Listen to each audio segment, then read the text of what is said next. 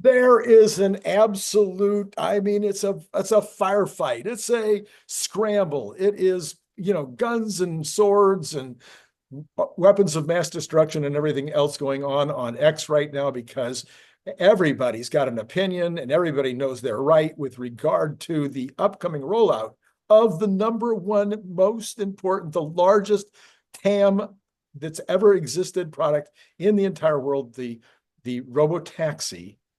And Brian, I have asked every other soul except you what you think is going to happen. So let's start with the rollout. How do you envision the rollout of Robotaxi?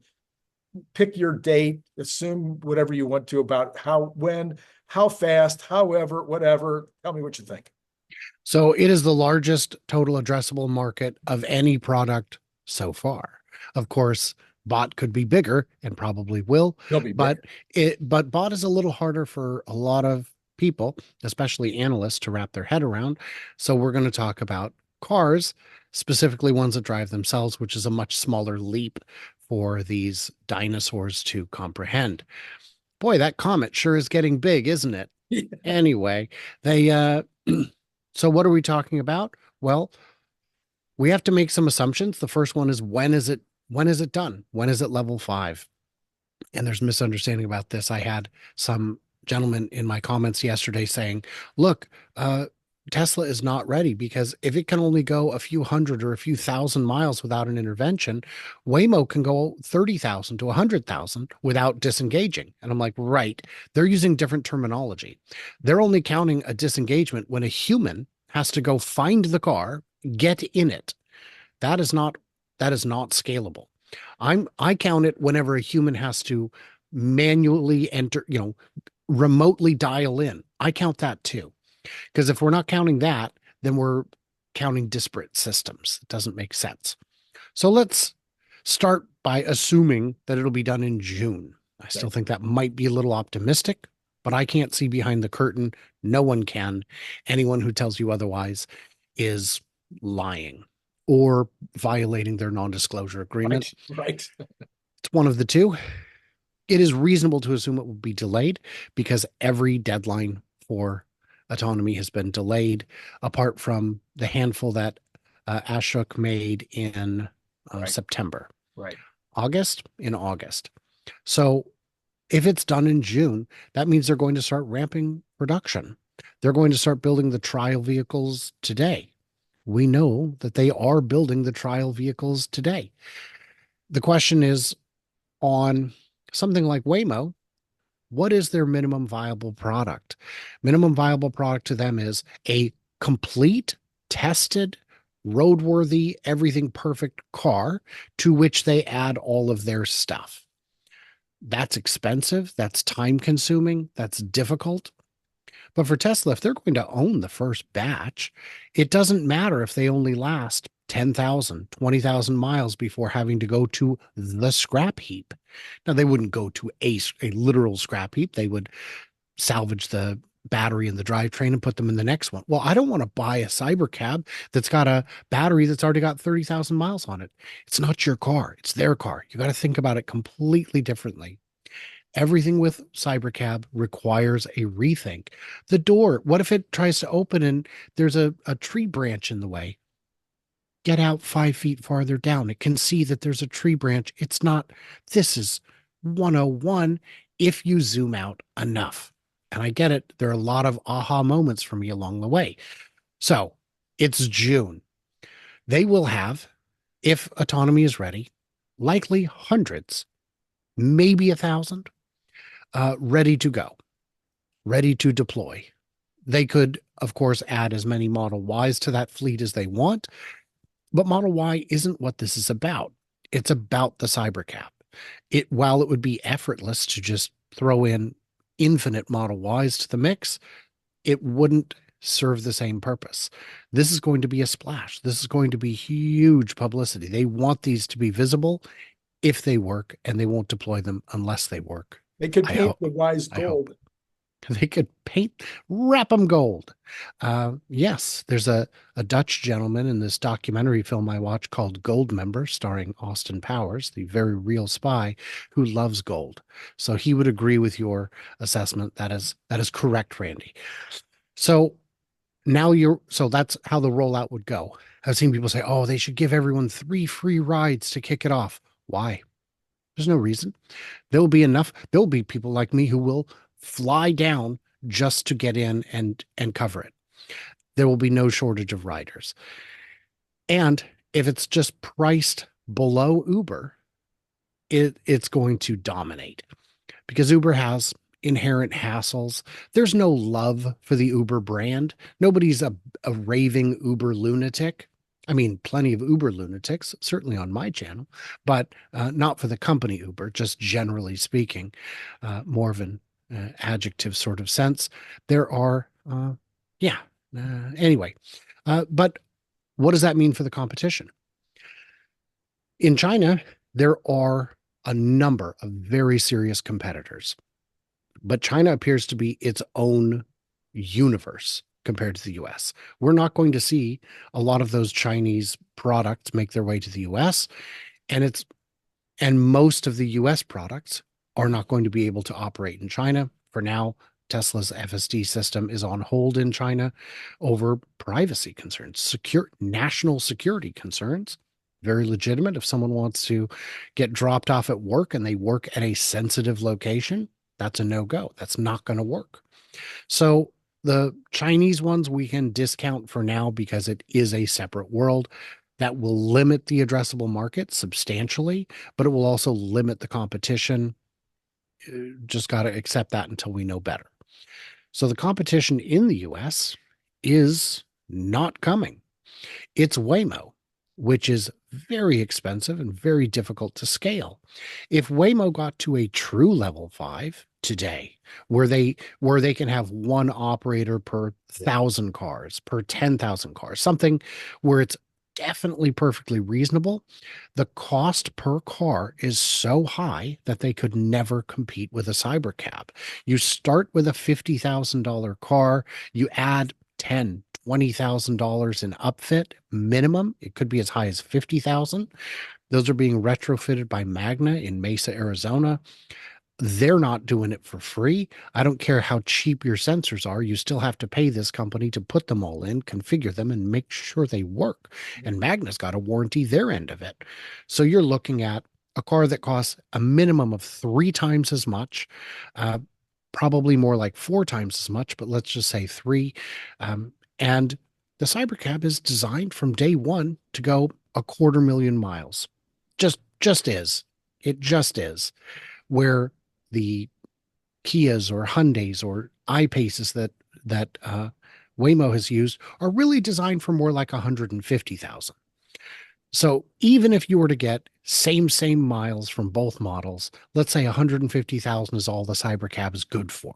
I don't think that's the case, but it's an unknown, untested, unproven vehicle. Let's just say it's 150. Let's say they're both 150. The Waymo costs 33 cents a mile to operate, not per paid mile, per mile, where the Cybercab costs a third of that. It costs 11 cents a mile. So it's maybe 7 cents. I mean, it's basically the entire margin could be right there. You could literally charge whatever Waymo charges and make 2, 3, 4 times as much money. Right. So where's the competition at? Not coming.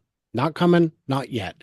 And Waymo's solution to it is, well, we're going to introduce this more expensive Zeekr instead of the Hyundai. It's more expensive out of the gate. You have to import it at 100% tariff. There. Now we've got a vehicle that looks cool and loses more money.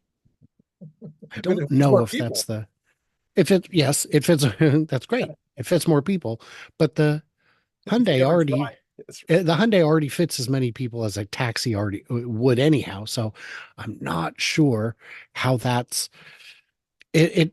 Then you're into a narrow use case. What is it? An airport shuttle at that point? I don't see the benefit. So one of the things that I've been arguing is that regardless of any of the above, and I just wipe all of that out, that the user experience on the Cybercab, specifically the Cybercab, not necessarily the Model Y or Model 3, but on the Cybercab itself, the user experience will be multiple times better than the user experience even on the Waymo, because the Waymo does still have a steering wheel and pedals and all that garbage over there. You are not allowed to sit over there. You're not supposed to fiddle with those things. I assume they're locked out somehow. But with a Cybercab, you and or your friend can both sit in the front seat with luxurious amounts of leg room. And it's just a completely different experience. Do you want to catch up on Ted Lasso on your commute? You can. Do you have your phone in your pocket?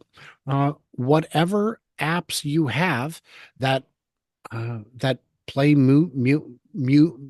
music, movies, etc., can go right into it. Well, it doesn't have CarPlay. Right. Well, it doesn't really need CarPlay. And I'm going to tell you right now, neither does the Waymo. The Waymo's got silence. Do you wish to be alone with your thoughts? I I don't, Randy. I don't. So wait a minute. So wait a minute. Help me out there. I've never been in a Waymo. I've been behind a Waymo trying to make a left turn and not doing very good at it, but I've never been inside one. Do they not have an entertainment system?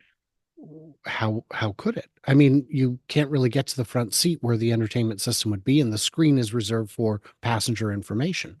No, Oh, you've got your phone. oh my So, God. for those who don't know, your Tesla app has all your everything. Exactly. So when I get into a rented Tesla, a Turo Tesla in Texas, a little barcode comes up, I scan it with my phone, and the song I was listening to when I parked at the airport resumes playing on Spotify. My seats are in the position I like. It's all there. My all my favorite addresses are there. If your car is in the shop and you need a loaner, you don't have to remember all your favorites. They're just there. You're still logged in to all your accounts. So if you've got YouTube Premium or HBO or whatever it is, it's all still there. So yeah, it is a very different experience. And not only do you have a sound system you can use, it's a fantastic sound system. It is a really good sound system. So the experience of being in a cybercab is better. Well, I don't need that. I'm only going 5 minutes across town. Then don't use it. Then don't use it. To you, it's an equally good vehicle. But if you do use it, and a lot of people do, a lot of people would if it was an option. There you go. Yeah. And then, of course, there's the cuteness factor. Hmm. I mean, I've seen a Waymo, at least the ones that are out there right now. I don't know, maybe the Kias and the Hyundais are going to be cuter, but from what I can tell, if I want my date to go with me somewhere, I'm going to be more interested in taking my date in a cybercab. Didn't she marry you already? It's fine. Um, nah, it's fine. I'm sure it's fine. It is a cool looking car. Uh, I care less about what a car looks like if it's just driving me around, but I think I could envision someone showing up at the red carpet in a cybercab. I could not imagine someone pulling up to the red carpet in a taxi, in a lime green Prius, or I mean, even a Waymo, it would have to be someone very specific where that's on brand for them. But the Cybercab has a coolness factor about it. Yeah. And when the doors open, I mean, that's cool all by itself, just the way that the doors open. Right. Looks like you're in the Trace Comma Club. You look like a billionaire because your doors open like this. Yes, indeed. So, all right. So long term, then, I'm sorry, medium term. Next, let's say that Waymo somehow hangs in there. They're putting 1,000 cars into Phoenix, I guess, coming up, or someplace in Arizona, I forget. Then they'll put 1,000 cars into some other town, and they'll be putting 1,000 cars here and 1,000 cars there. And then next year, Tesla will, once they've kind of tested it out in the Southern California area, maybe Northern California and Arizona. I'm sorry, and Texas, then they'll go nationally. And how many cars do you think they'll be putting out? Okay. So that 1,000 in Phoenix is at the Magna location. I don't think all 1,000 of those are going to Phoenix. I think that would be too many cars. But let's just look at that 1,000. Randy, you can do some quick math in your head. $100,000 a car times 1,000 is what? That's 1,000 is 100 million. How many hundred millions can they deploy? Yeah. Well, Google's got a lot of money, but They do, but that's a whole heap of cash. That same 100 million could deploy, uh, you know, 4,000 cybercabs. right. You get 4 times the coverage for the same money. Um, it's the problem comes down to over any term beyond the beginning comes down to cost per mile. The cybercab is going to get the best economy. It's going to have the most miles per kilowatt hour. It's going to have the lowest cost of acquisition. It's going to have the lowest cost of repairs. It's likely to have the longest lifespan. So over the longer term, who's going to take the Waymos? People who despise all things Elon. And that is a measurable section of the market. It might be 10%, it might be 20%. Can Waymo survive on 20% of the rideshare network? Yes. But I don't know that hatred will be enduring. And if Yeah. it is, good for Waymo. Congratulations. You have found a number of people willing to pay double to get from A to B to spite themselves. Yeah, well, I'm a great believer in niche plays, and I do think I've told Gary Black, who I've argued with this on X, you know, going on weeks and weeks now that we've been going back and forth. I'm willing to have Tesla only secure 25-35% of the market. I think that would be fine. It'd be so much profit. It would be, it's the amount of kind of profits that we've been talking about for years. And so if Waymo ends up with 20% of the market or 10% of the market, I'm all good. What I can't figure out is in the initial explosion of opportunity, let's say in 2026, 2027, how many cars do you think reasonably, let's just talk the United States, how many cars reasonably do you think that Tesla could deploy between the Airbnb part and Tesla's own fleet? So you just unlocked the final boss. This is the critical difference over the medium to long term between Tesla and everyone else. Waymo is not a car builder. Tesla is. We just talked about how 1,000 cars cost them $100 million. Well, they can get that price down. Great, but it doesn't help. You're still restricted. Yes, you could spend 20 billion rolling them out, but you don't want to. Your investors don't want you to. Your board doesn't want you to. That's too big of a gamble. You're going to go slow. Well, Tesla doesn't need to go slow. I've had a lot of people say Tesla's not going to sell these. They're going to keep 100% in house. And I say that would limit their growth. That would limit their potential. Partner with Uber, partner with Lyft, sell them 10,000 cars, sell them 100,000 cars, sell them whatever they will buy. Because if they're going to operate that fleet, you're still going to get a cut. That cut might be 10 cents a mile, 5 cents. But even at 10 cents a mile, that's a fantastic deal for Uber. And Tesla gets an extra 10 grand over the first 100,000 miles. If it goes 250,000, they get 25 grand extra per car they sold. That's pure margin. So and then individuals will install fleets. If you look at a place, at a small town, you'll notice a lot of small towns don't have franchise restaurants, but they still have restaurants. That's what you and I would be able to do. Even little towns will have a Subway because you can franchise, and people will set up a Subway franchise in a small town because this is where I live. This is where I want to do business. And this is a cost-effective way for me to do it. I don't have to reinvent the wheel. I have a wheel. I'll buy yours. It's great. It's fine. So Tesla has the opportunity to make far, far more than they could ever operate themselves, than they could ever afford to keep. And if they're selling it 50,000 initially, that means for everyone they sell, they can keep one. It's a buy one, I get one free deal, which is the best deal out there, really. Yeah, and if they go out, okay, so last question, and that is one that I've asked everybody, and some of them I think are mistaken. I won't say who.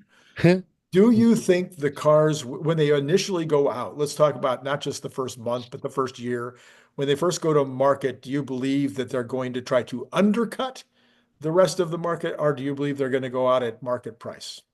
I think they're going to go out at, well, what is market price? Market price is Whatever, dynamic. Market whatever price the is dynamic pricing, yes. yes. They'll go out at dynamic pricing. They will go out at whatever price there is. I'm confident that they could be the same price as Uber and capture a at least 50% of Uber's business. I think if they go 10% cheaper, they would capture 80% of Uber's business. But even if it's at price parity with Uber, there's no tip. It's Right. cheaper. You don't have to worry about your 5-star rating because you slammed the door. There's no door to slam. I've had passengers who will absolutely slam the door. I understand why Uber drivers will mark you down for that because my goodness, my friend. So there, I think it would be priced dynamically to capture maximum market share. And as they continue rolling out more and more vehicles, they will continue dropping the price, just like they did with Starlink. Early days of Starlink, not many discounts. As the Starlink network grows and grows, they're able to afford to offer discounts to keep the network fully utilized or as much as they can. So they're, yeah, I think the pricing would be below the competition, but not ridiculously, not half the competition, not a third of the competition, because it doesn't need to be. Once they've got enough vehicles out, by lowering the price lower than you need to, it unlocks new market share. It unlocks people who otherwise just wouldn't leave the house. I'll wait until Saturday when my son can drive me. You know what? At a buck a mile, at 50, at a buck a mile, I'll go to the store right now. It's, $5 round trip. I'll do that, sure. Rather than wait until Saturday or Sunday for my friend Ginny from church to take me, you know. There is benefit to that, but I don't think they'll need to do it right out of the gate. And I don't think it would be wise to do it until you've got excess capacity in the market. To my understanding, or to my knowledge, I shouldn't even say understanding because I've never even checked it, Or understood. or understood.